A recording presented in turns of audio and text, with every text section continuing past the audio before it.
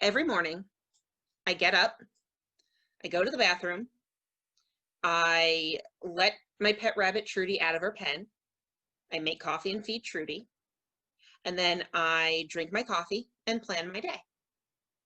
Every morning, in that order.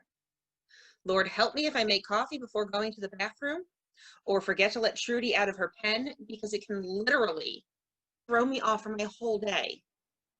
Then I am guaranteed to forget my purse at home and need to get gas to get back home. And because my purse is at home, I can't get gas. So I end up on the phone crying to my mom. My morning routine is extremely important to me. I'm a grown woman with a clear case of ADHD, attention deficit disorder for anybody who's not in the know. I've had it since I was a kid, and it's made school and just life in general a little more difficult. An absolute struggle some days. Like sometimes I can't stay focused on anything. Wait, what was I saying? Oh yeah, I have ADHD.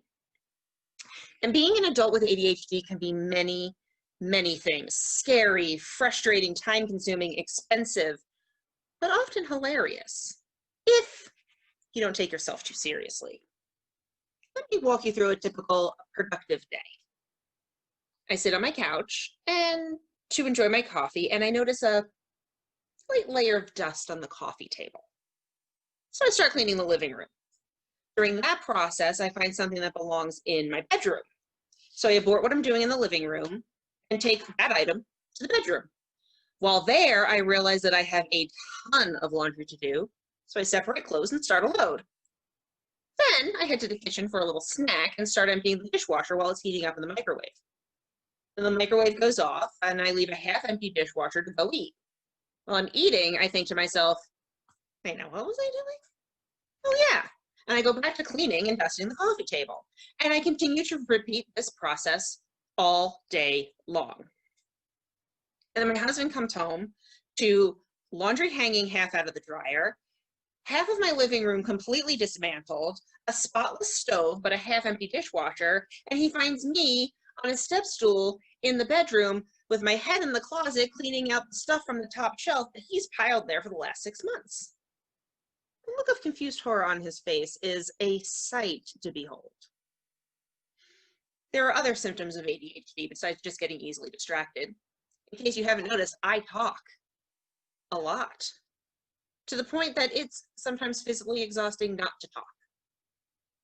The more excited I am, the more I talk, the faster I talk, and the louder I talk, and I am already a naturally loud person. This falls under the hyperactivity part. I'm not usually disruptive or unable to sit still, but I get my energy out through talking. Two other exciting symptoms are hyperfocus and impulse control. Hyperfocus is amazing. Have you ever spent 8 hours on the internet searching for the perfect planner? No? Well, that's a good time. Moral of the story, there is no perfect planner, and you're just going to use it for 2 weeks before it ends up in a pile collecting dust with the other 9 planners you bought this year. Impulse control can be an expensive symptom. For most women, not all, but for many of us, it manifests as shopping. Not the marathon shopping you see in the movies, but those little purchases that pop up on the spur of the moment. I cannot tell you how much useless crap I have bought over the years just because I had to have it. Goodwill must love me. I can also be inattentive. Like last week, I finished a book that I had just bought on Amazon, and I went to put it away on the shelf. A feat in and of itself.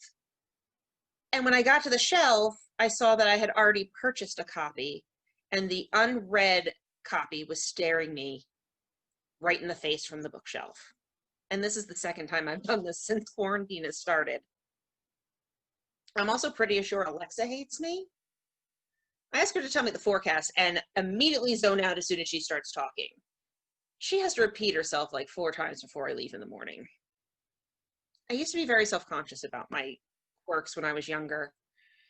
But I did a lot of work to get past it and realized that I had to embrace them. I accept that my brain functions differently than a neurotypical brain. ADHD brains don't process dopamine as effectively as a neurotypical brain, which means that we relate to the world a little differently. But there are ways to combat these symptoms. Post-it notes are my best friend. The more obnoxiously bright, the better. If I have to remember to take something to work with me, I slap a Post-it note on the door at eye level, and then I'm guaranteed to take it. If I have to remember to do something I don't normally do, I put a Post-it note where I see it, usually on the coffee maker. If I'm not careful, I can wallpaper my entire apartment with Post-it notes. Routines are essential too, like my morning routine. As long as my morning routine goes smoothly, then the life can throw whatever it wants at me, and I'll just roll with it. My bedtime routine is designed to help slow my brain down. I once heard somebody say having ADHD was like having a Ferrari brain with Pinto brakes. And it's true. I can go down a long rabbit hole of crazy thoughts, and my brain thinks the best time to do this is when I'm falling asleep, which is perfect because lack of sleep affects dopamine production. So you can see where this is going. Having ADHD can be a blessing too. I am extremely creative in all aspects of my life, and I love that. And as a teacher, I'm able to relate to my differently abled students on a level that recognizes them, and I'm able to help them succeed. I'm not going to lie. Being an adult with ADHD can be difficult, but if I only focus on the struggle, then everything becomes negative. So I choose to laugh every time I walk into the wall in my apartment that hasn't moved since the last time I walked into that wall. Or if I can't find my glasses that are sitting right on top of my head.